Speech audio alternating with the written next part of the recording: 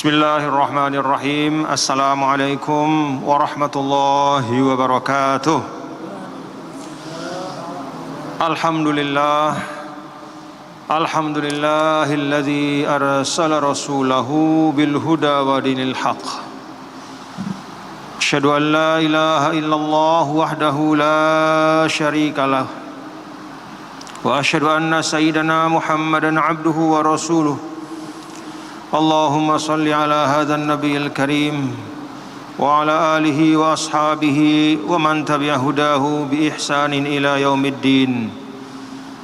Amma ba'd. Qala Allah Ta'ala fi kitabihil karim, a'udzu billahi minasy syaithanir rajim. Bismillahirrahmanirrahim. Innal ladzina yaktumuna ma anzalna minal bayyinati wal huda min ba'di ma bayyanahu lin-nasi fil kitabi ulaika yal'anuhumullahu wa yal'anuhumul la'inun illa alladzina tabu wa aslahu wa bayyanu fa ulaika atubu 'alaihim wa ana tawwabur rahim.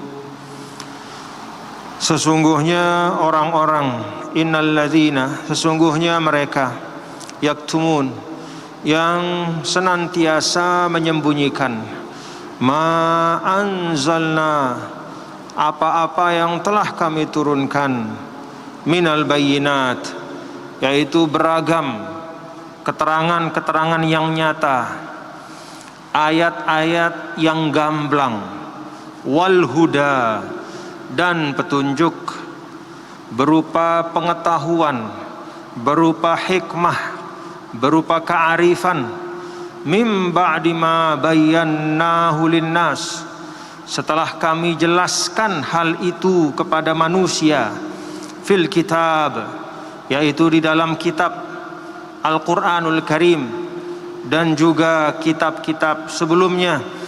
Ulaika yal'anuhumullah, mereka itu yang sifatnya seperti itu, yaitu yang menutupi, menyembunyikan apa yang telah dijelaskan oleh Allah. Yal'anuhumullah, mereka akan dilaknat oleh Allah terus menerus. Wa yal'anuhumul la'inun, dan mereka dilaknat pula oleh orang-orang yang melaknat. Illal ladzina tabu, kecuali, yaitu di antara yang tadi sifatnya seperti itu, namun mereka, illal ladzina tabu, kecuali di antara mereka yang taubat. Wa aslahu, lalu mereka mengislah, yaitu memperbaiki yang telah mereka rusak.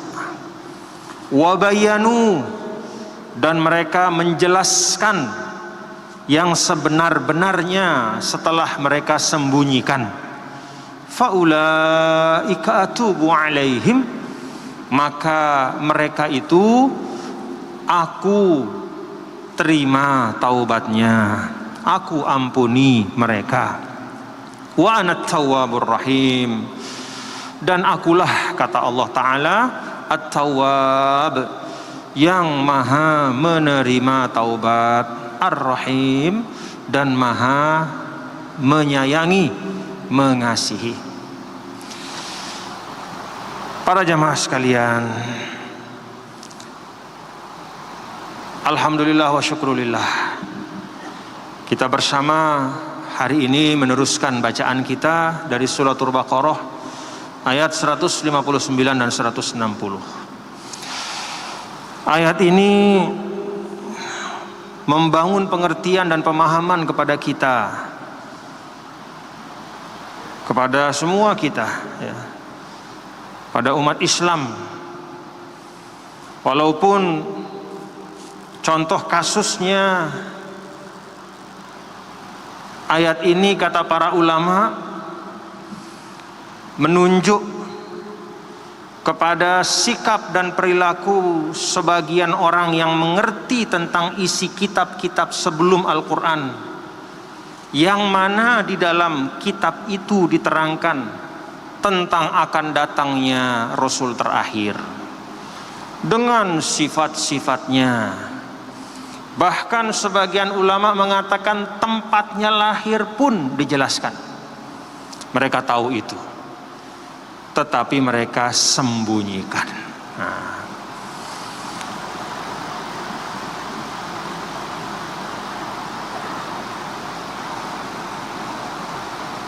Ini terjadi pada masa Rasulullah Sallallahu Alaihi Wasallam,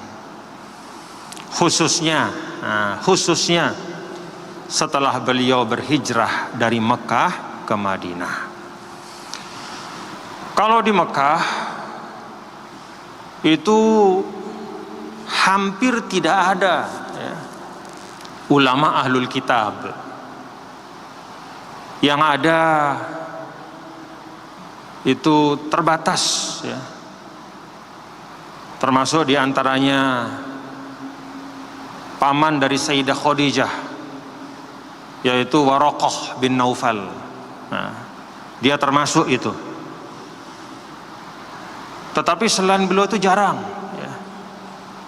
Nah, ketika Rasul pindah hijrah ke Madinah, di situ banyak ahlul kitab, orang-orang yang terutama menganut Yahudiyah, beragama Yahudi, banyak di Madinah. Ulama mereka itu namanya ruhban, jamak dari rohib, atau ahbar, jamak daripada habr, yaitu orang yang ahli Taurat. Ada di antara mereka, jadi ketika Rasul datang itu terpecah menjadi dua kelompok. Di mana-mana lah sering terjadi seperti itu, Orang yang berilmu ketika harus menyikapi sesuatu, ada yang mengikuti ilmunya, ada yang mengikuti hawa nafsunya. Yang mengikuti ilmunya itu seperti Abdullah ibnu Salam. Ini orang yang ahli Taurat. Dia baca di dalam Taurat itu dan dia tahu. Maka ketika Rasulullah SAW datang ke Madinah, dia dalam posisi yataraqqab. Dia dalam posisi melihat ini benar enggak orang yang diberitakan di Taurat. Maka dia lihat Rasulullah SAW beberapa waktu. Dia lihat sikapnya, dia lihat wajahnya, dia lihat perilakunya, dia lihat akhlaknya, sampai kemudian dia yakin, oh benar ini dia. Lalu masuk Islamlah Abdullah ibnu Salam. Ada yang berikutnya, atau ada yang kelompok yang lain, yang punya ilmu yang sama dengan Abdullah ibnu Salam, karena yang mereka baca itu sama. Tapi mereka memilih untuk tidak mengikuti ilmunya. Dia mengikuti hawa nafsunya. Macam-macam bentuk hawa nafsu itu, Ada hawa nafsu itu berupa godaan harta, ada hawa nafsu itu berupa kehormatan dan kemuliaan atau gengsi di depan orang, dan seterusnya. Contoh, ada namanya Ka'ab ibnul Ashraf. Ka'ab ibnul Ashraf ini sama ilmunya dengan Abdullah ibnu Salam, yang dia baca juga sama, tapi dia memilih jalan yang beda. Nah, Ka'ab ibnul Ashraf itu adalah salah satu yang disebut nih, innal ladzina yaktumun itu. Jadi contoh kasus. Jadi ada latar belakang kesejarahannya ayat ini, Ada latar belakang kesejarahannya. Dia tidak hanya memuat norma, tetapi dia juga memuat pengalaman. Dia memuat suatu latar belakang peristiwa. Kalau sesuatu itu ada norma dan juga ada peristiwa, maka lengkap sudah. Kadang-kadang ada norma tapi tidak ada yang terjadi, tidak ada kejadiannya. Ya. Ada juga ayat-ayat yang ada normanya, ya, tuntunannya, tapi tidak berdasarkan langsung peristiwa yang terjadi pada masa itu. Nah, kalau ini dia ada normanya dan ada peristiwanya. Siapa pelakunya? Salah satunya Ka'ab ibnul Ashraf. Apa esensi yang dia lakukan? Nah, di sini sampaikan. Innal ladzina yaktumuna ma anzalna minal bayyinati wal huda. Mereka yang menyembunyikan apa yang kami turunkan minal bayyinat. Kalau kata ulama, al bayyinat itu adalah al ayat, al hujaj, al wadihat, yaitu ayat-ayat yang ada di dalam Taurat dan juga dalam Al-Quran. Jadi ayat-ayat dalam kitab suci yang membawa kepada satu tuntunan, yang membawa kepada suatu makna, baik itu berupa maknanya perintah untuk dikerjakan, atau maknanya adalah larangan untuk ditinggalkan, atau merupakan kisah-kisah yang di dalamnya ada pelajaran.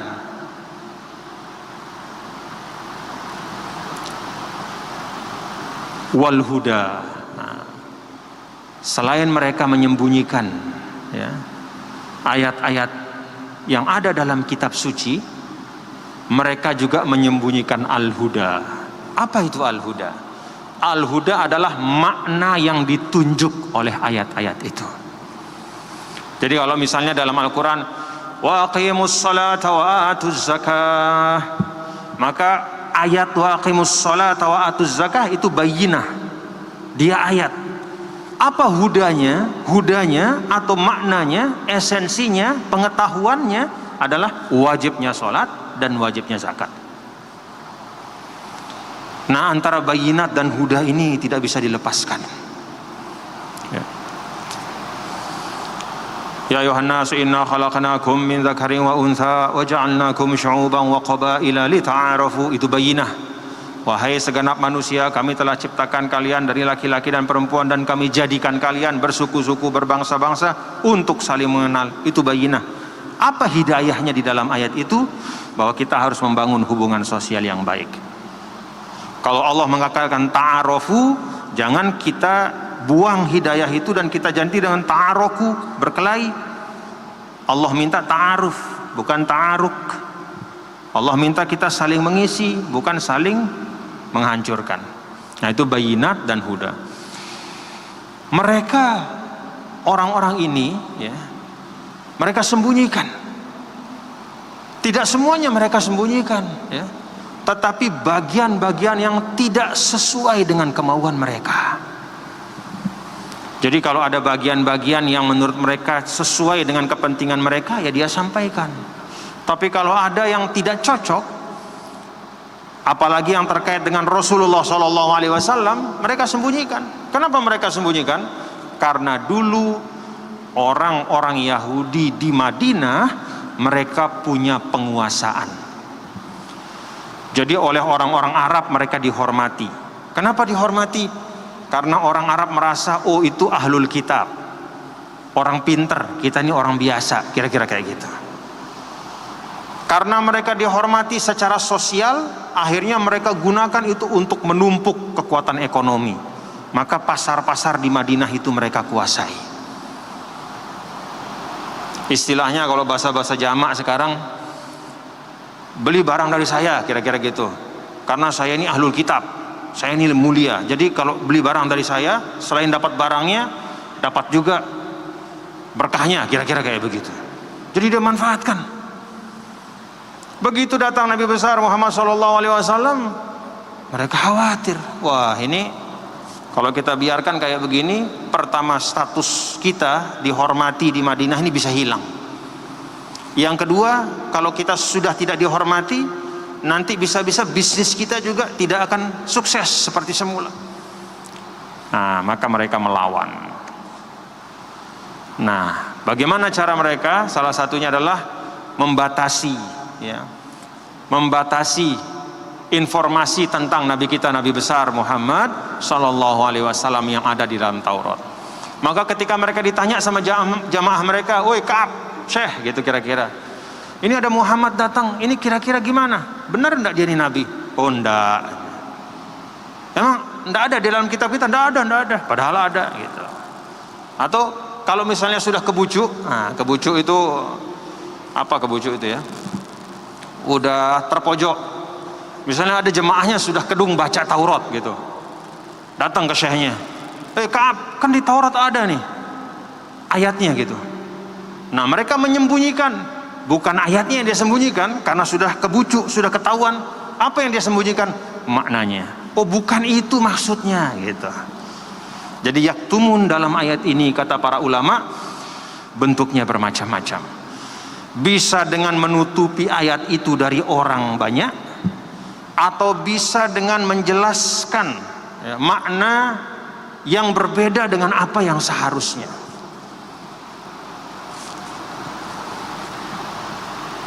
Bahkan kata para ulama, menyembunyikan itu termasuk juga dengan benar-benar menghapus dengan tangan mereka. Jadi ada sebagian Taurat yang beredar di Madinah itu memang dihapus, ditipek. Walaupun belum ada tipek zaman itu, pokoknya dihapus, dirobek, dibuang. Jadi menyembunyikan itu bisa jadi dengan membuang, itu yang paling apa namanya istilahnya ya, paling ekstrim ya. Atau yang kedua dia tidak buang tapi dia sembunyikan, tidak mau diajarkan.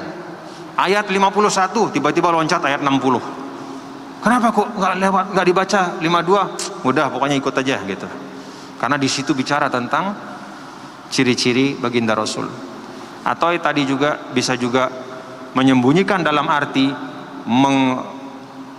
menyelewengkan makna dari ayat-ayat yang ada. Min ba'di ma bayyanahu lin-nasi bil kitab ulaika yal'anuhumullah wa yal'anuhumul la'inun. Mereka itulah yang dilaknat oleh Allah dan dilaknat oleh semua manusia yang melaknat.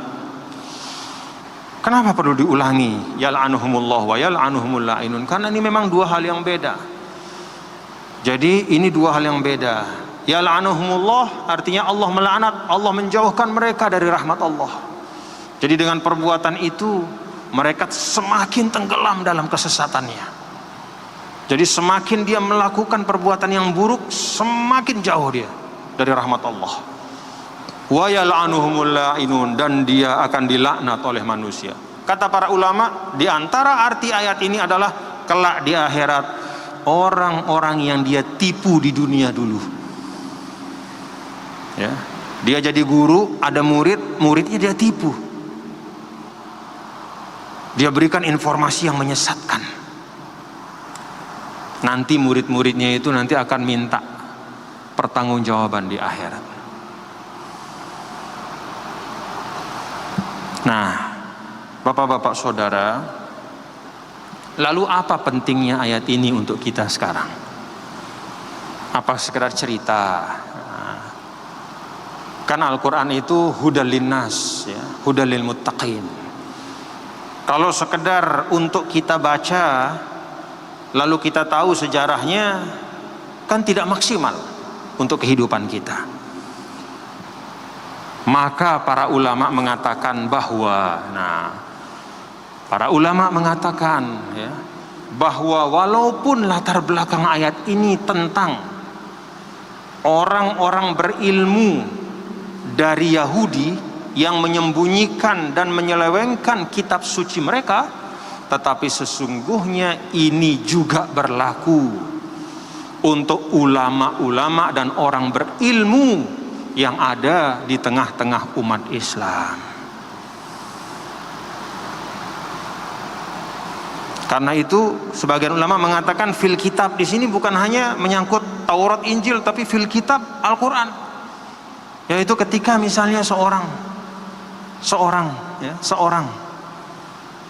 dia katakanlah mengetahui tuntunan Al-Quran, dia tahu, dia hakul yakin tahu, karena dia punya cukup ilmu untuk itu. Tapi dengan sengaja dia sembunyikan, dengan sengaja dia tidak mau sampaikan, karena dia tahu itu bertentangan dengan kepentingan dia. atau dengan sengaja dia menyelewengkan supaya cocok dengan apa yang dia mau. Hati-hati, bisa masuk di ayat ini. Hati-hati, bisa masuk di ayat ini.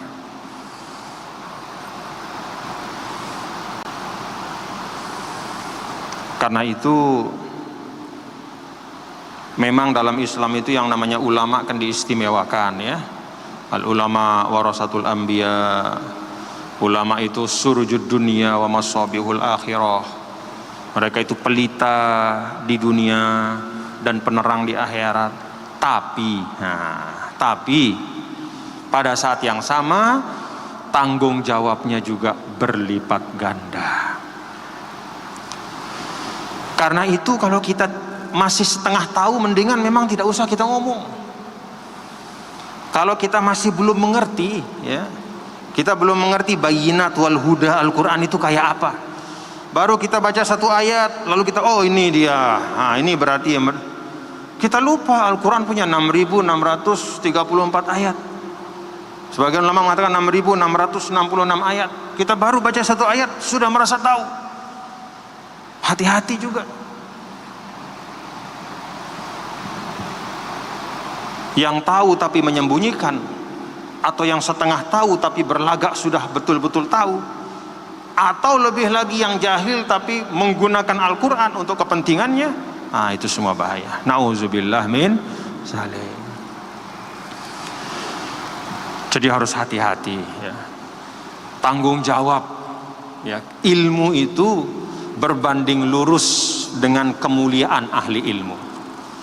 Sebagaimana ahli ilmu itu mulianya tidak main-main di depan Allah, sampai pun katanya kan ikan-ikan di lautan itu juga ikut istighfar untuk orang yang menuntut ilmu, ahli ilmu.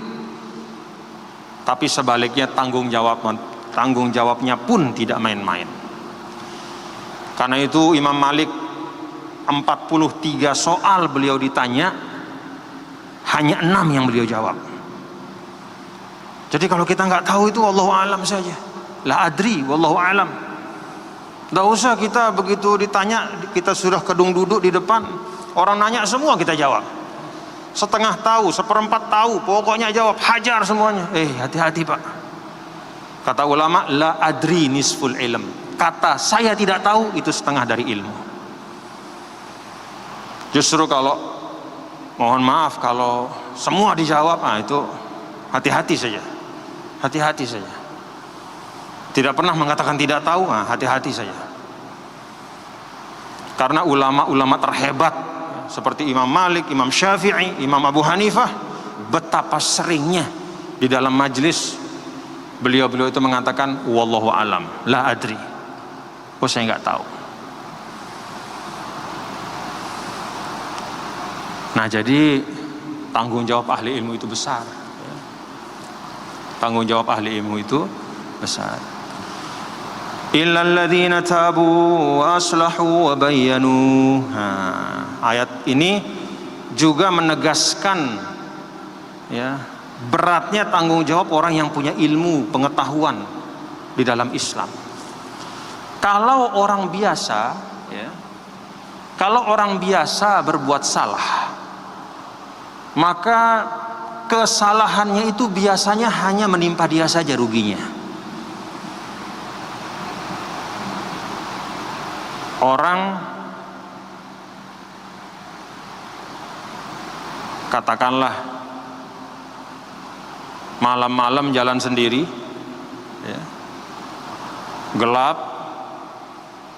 disuruh bawa senter tidak mau, pede dia lupa, dia tidak tahu di jalan itu ada lubang besar, plok jatuh, cuman dia yang kena. Tapi kalau pemimpin satu pasukan malam-malam dia bawa satu kompi tentaranya masuk hutan, sudah diperingatkan, Pak hati-hati di hutan tuh banyak ranjau, masuk dia.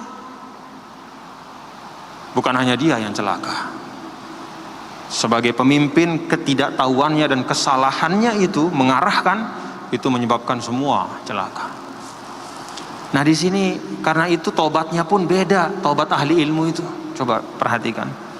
Illal ladzina tabu. Ahli ilmu yang melakukan perbuatan tercela itu, kalau dia ingin supaya dia lepas dari dari dosa, ya katakanlah gitu, dia harus tobat. Itu yang pertama. Tobat pada ya Allah, nas maaf ya Allah, tobat dah, saya tidak mau lagi kayak begini ya Allah. Cukup enggak? Tidak. Wa aslahu, dia harus perbaiki apa yang dia lakukan itu. Kerusakan yang terjadi disebabkan karena apa yang dia lakukan harus dia sampaikan. Kalau misalnya dia sudah salah berbuat fatwa, dia misalnya menyampaikan fatwa tentang sesuatu, lalu kemudian ternyata nyata bahwa fatwa itu ternyata salah, tidak boleh dia diam-diam pura-pura lupa. Dia harus ngomong. Dia sampaikan, bapak-bapak, ibu-ibu, ma'asyiral muslimin, saya kemarin bikin fatwa gini ternyata salah, saya lupa ada hadisnya begini, saya lupa pendapat ulama ini gini, saya cabut. Mohon bapak-bapak, mohon perhatikan ini, jangan ikuti saya dalam fatwa saya yang kemarin. Itu aslahu. Wabayanu, dan dia harus mengerahkan tenaganya untuk menjelaskan yang benar. Misalnya dia pergi di Mataram, dia pergi ke Sumbawa misalnya, atau lebih jauh misalnya ke NTT, dia ceramah di sana, Anda ceramahkan salah. Pulang dia ke Lombok baru dia sadar, lah salah ongkatku Rubin Nuh misalnya gitu ya. Jangan dari sini dia nelpon kemana, Pak tolong ya sampaikan salam ke sana, kemarin tuh saya salah. Gak boleh. Bayanu, pergi lagi ke sana, koreksi, jelas, tegaskan. Jadi jangan kerusakannya kepada 100 orang, tapi dia memperbaiki hanya kepada 2-3 orang. Itu tanggung jawab ahli ilmu. Nah, bapak-bapak, ibu, saudara sekalian, ya, ini yang paling penting di dalam prinsip ahli ilmu itu, menyampaikan apa yang sesuai dengan ilmunya. Adapun selebihnya itu tidak pokok. Ada orang mengatakan misalnya, wah ahli ilmu itu tidak boleh pergi ke istana, tidak boleh dia datang ke penguasa yang datang. Dalam Islam masalah didatangi itu bukan hal pokok. Jangankan ulama mendatangi penguasa, Nabi Musa pun disuruh pergi ke istana Fir'aun untuk menasihati. Kan begitu. Idhaba ila dia, innahu togo, dia itu melampaui batas. Faqula lahu qawlan layyina la'allahu yatadzakkaru aw yakhsha. Sampaikan kepada Fir'aun yang ganas itu qawlan layyina, ucapan yang lembut, karena hanya kelembutan yang bisa menandingi, ya, menandingi kebengisan hati itu hanya kelembutan. Hanya kelembutan. La'allahu yatadzakkaru aw yakhsha. Mudah-mudahan dia menjadi ingat dan tumbuh rasa takut dalam hatinya. Jangankan ulama, Nabi disuruh. Jadi bukan masalah ulama itu di mana, bukan masalah ulama itu keluar atau masuk istana atau tidak mau, bukan, tapi apa yang dia lakukan ketika jumpa dengan pemimpin itu. Ada misalnya orang, wah saya ahli ilmu, saya nggak mau ke sana, saya diam saja di rumah. Dia diam, tapi betul-betul diam, ngajar juga nggak mau, nggak ada artinya. Kalau misalnya kita mampu menasihati pemimpin, datangi, nasihati baik-baik. Jadi ahli ilmu itu bukan tentang dia di mana, tapi apa yang dia lakukan. Bahkan dalam Islam itu sebagian dari ahli ilmu itu juga sekaligus adalah pemimpin. Banyak as-salatinul ulama itu banyak, sultan-sultan yang pemimpin itu banyak. Makanya kita harus hati-hati, ya. Ada memang asar-asar atau riwayat, ya, yang menyebutkan bahwa seburuk-buruk ulama adalah yang mendatangi penguasa. Ada. Tapi kan setiap riwayat harus diletakkan di tempatnya. Kenapa dikatakan dia seburuk-buruknya? Karena dia datang bukan untuk menasihati, tapi untuk memberikan legitimasi kepada kezolimannya. Ya, istilah jamak-jamak, datang dia ke penguasa, Pak, kupetang sudah dalil deh, misalnya. Si dia ini buat zolim tapi kupetang sudah dalil. Adeknya terima sih dengan, misalnya, nauzubillah misalnya. Itu yang dicela. Tapi kalau seorang ahli ilmu mendatangi pemimpin untuk menasihatinya, maka sesungguhnya dia telah melakukan satu amal yang sangat istimewa, yang tidak semua orang berani melakukannya. Itu amal yang sangat istimewa. Nah, saya sampaikan ini karena sering ya saya lihat ada meme-meme, pokoknya ya mohon maaf, termasuk misalnya sinis kepada misalnya pemimpin kita Bapak Kiai Haji Ma'ruf Amin, Wakil Presiden. Wah, itu ulama kok di istana, wah pasti. Enggak. Yang namanya ulama itu bahkan bukan hanya ulama, manusia, bukan dinilai dari mana dia, di mana dia duduk, apa perannya, tapi apa yang dia lakukan. Sida tokoh di masjid doang, misal lagu tinduk di masjid, jauh lebih bagus. Orang yang berada di, katakanlah di istana, tapi dia terus menyampaikan dengan cara yang baik, jauh lebih bagus. Jadi kita bukan dinilai di mana kita berada, tapi apa yang kita lakukan. Bahkan kalau bisa ulama-ulama sampaikan, ya, datangi pemimpin dan sampaikan. Bukan datangi untuk kemudian ditraktir, enggak, tapi sampaikan. Bukan untuk sekedar foto-foto, tidak, sampaikan nasihat dengan adab yang disampaikan oleh Allah, sebagaimana ketika Allah berpesan kepada Nabi Musa saat diminta untuk mendatangi Fir'aun. Kita justru perlu orang-orang yang berilmu untuk mengisi ruang-ruang kehidupan, ruang-ruang sosial, entah itu ekonomi, politik, sosial, kemasyarakatan, semua, dengan harapan mereka bisa menjaga amanah ilmunya.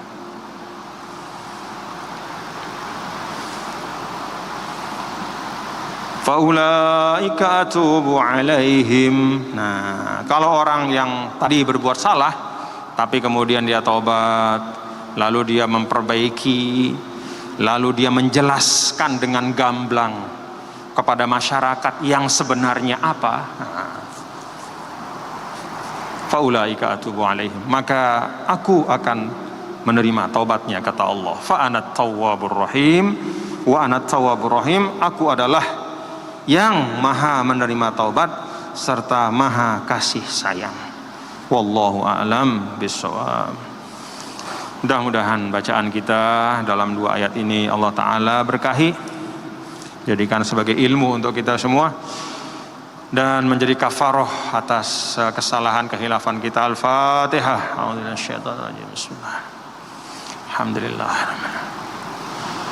Iyyaka na'budu wa iyyaka nasta'in. Shiratal mustaqim, shiratal ladzina ghairil maghdubi 'alaihim. Subhanakallahumma wa bihamdika asyhadu an la ilaha illa anta astaghfiruka wa atubu ilaik. Allahumma waffiq wal hadi ila sabilir rasyad. Assalamualaikum.